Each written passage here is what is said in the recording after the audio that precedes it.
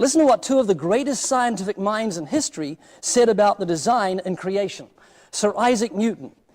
The most beautiful system of the sun, the planets, and comets could only proceed from the counsel and dominion of an intelligent and powerful being.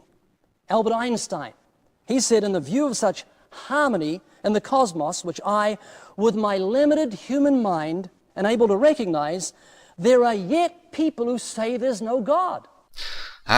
Quote mining, another favourite ploy of the creationists, using partial or misleading quotes from real scientists in the hope that some of their academic credibility will rub off on them. It's trivial to do.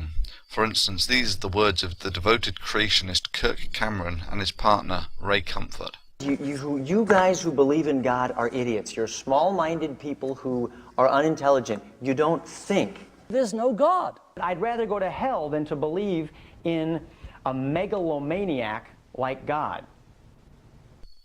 This is the worst kind of deceit, worse in many ways than actually lying, in that it is specifically designed to intentionally mislead people by either misquoting people or misrepresenting academic discourse, which is essential to the progression of science, as a weakness of a theory. It is also very noticeable that these creationists plead with you to accept their views. In academic circles, this would be instantly interpreted as a man with no case to present, which is why he resorts to such snake oil salesman-style techniques. In academic lectures on research science, it is taken that any argument presented stands on its merits. The lecturer is expected to present his case clearly, but any attempt to suggest that his argument should be accepted based on the pleading or scoffing of the lecturer will be instantly greeted with academic skepticism. This sort of thing might fly in the pulpit and in political forums, but it has no place in the academic arena.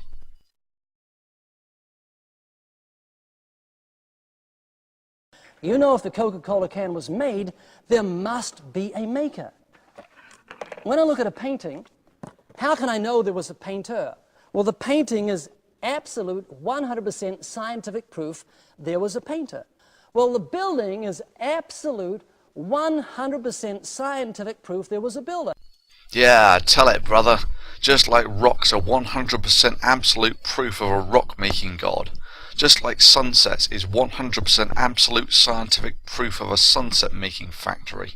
Yeah, just like a nearly perfectly spherical Mars is 100% absolute proof that there is a Mars maker. Oh yeah, that's right, I remember now. The reason we don't think that sunsets are made by a sunset-making god is because we understand the origin of sunsets. We can still say that God did it, it's just that that doesn't advance our understanding of the world any, and it's a path that leads to an intellectual dead end. If it's designed, there must be a designer. This statement is of course tautological, but the question is, how can you recognize design? For instance, crystals are among the most ordered objects in the universe, yet we do not instantly reach for a crystal-making god to try and explain the existence of these highly ordered structures. Again, the reason that we do not reach for a god to explain these structures is because we have a perfectly satisfactory naturalistic explanation of the origin of crystals. There is nothing wrong with a tautological statement that designed objects are designed. There is nothing wrong with a statement that paintings, etc., are designed, simply as they have no plausible naturalistic explanation for their origin. However, there is a naturalistic explanation for life. It's called evolution. And before the creationists start coming out with their unfounded tosh about how it's never been observed and so on, it's more than observed. The principle of evolution is used by the likes of engineers to design aerodynamic bodies. A sort of design without a designer. Indeed, even I myself have written such pieces of code. All you need is reproduction with variation, and environmental attrition, and evolution intrinsically follows. This is not just some animation, but the front end of an evolutionary algorithm, where the bugs are actually evolving to the environment. Well, let's just highlight the logical flaws of this typical creation argument that designed objects such as paintings, buildings, etc. require a designer. Life looks designed, so it must have a designer. Let me parody this creationist logic. Let me take a load of pebbles and see if any of them perfectly fit a shot glass. The answer is no. Indeed, I could keep on trying to get pebbles to fit this shot glass in perpetuity, and never find one that fits it perfectly. Indeed, I could happily conclude that the only way for a pebble to fit the shot glass perfectly is if it were designed to fit the shot glass.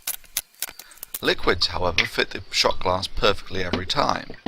So, by the creationist logic, the liquid must be designed to fit the glass. Now, the reason this argument is bogus, of course, is simply because the two objects being compared have different critical properties. In my case, I am comparing deformable matter such as liquids to solids, and drawing the bogus conclusion that liquids must be designed to fit the glass.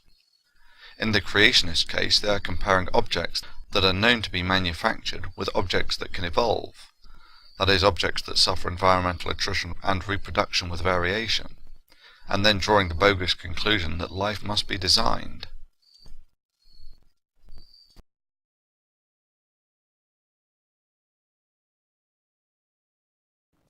When I look at this building, how do I know there was a builder? You can't see him, hear him, touch him, taste him, or smell him. I mean, what evidence is there was a builder?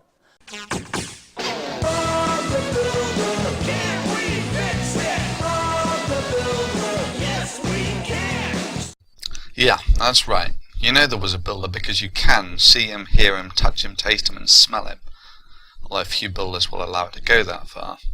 But even if you couldn't see him, hear him, touch him, taste him, or smell him, you can watch builders building buildings all the time.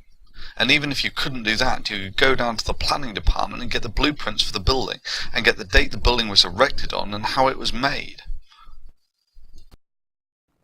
When I look at this building, how do I know there was a builder? You can't see him, hear him, touch him, taste him, or smell him. I mean, what evidence is there was a builder?